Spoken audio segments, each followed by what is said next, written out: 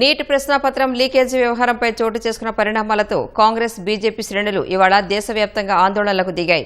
ఒక పార్టీకి వ్యతిరేకంగా మరో పార్టీ శ్రేణులు పెద్ద ఎత్తున నిరసన ర్యాలీలు చేపట్టాయి.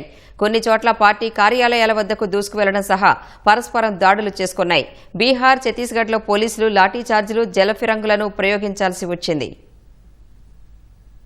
ప్రశ్నాపత్రం లీకేజీకి వ్యతిరేకంగా ఢిల్లీలో ఆందోళన చేసిన విద్యార్థులపై లాఠీచార్జికు నిరసనగా కాంగ్రెస్ ప్రధాని మోదీ నివాసం వద్ద ధర్నా చేసిన నేపథ్యంలో ఇవాళ దేశవ్యాప్తంగా కాంగ్రెస్ బీజేపీ కార్యకర్తలు పోటాపోటీగా ఆందోళనలు చేపట్టాయి.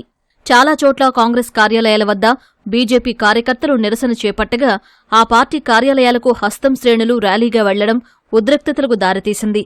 బీహార్ పాట్నాలో కాంగ్రెస్ కార్యాలయం వద్ద తీవ్ర ఉద్రిక్తత తలెత్తింది. కాంగ్రెస్ కార్యాలయాన్ని ముట్టడించేందుకు బీజేపీ కార్యకర్తలు యత్నించగా ఇరు పార్టీల శ్రేణుల మధ్య ఘర్షణ చోటు చేసుకుంది. పరస్పరం రాళ్లు రువ్వుకుంటూ కర్రలతో దాడులు చేసుకున్నారు. ఈ క్రమంలో ఆ ప్రాంతం రణరంగాన్ని తలపించింది.